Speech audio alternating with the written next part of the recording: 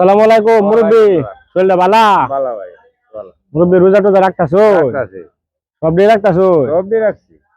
রমজান শরীফের দিন হ্যাঁ। রোজা রেরা হইন যে। আচ্ছা। রমজান মাস হয়েছে গুনাহ মাফের মাস, হ্যাঁ। বুঝছেন চাচা? হ্যাঁ।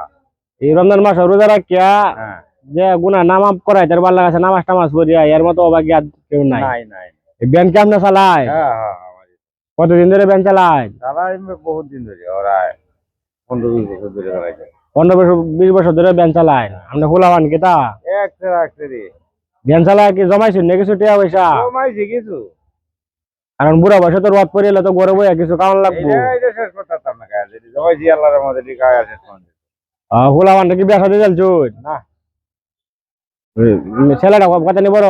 সেটা আমার সময় নেই তো হয়েছে। রোজা রাখছেন বুঝছেন মুরব্বী?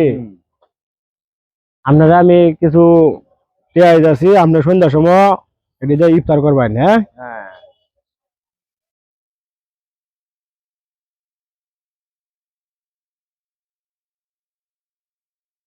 দেখুন যেন কত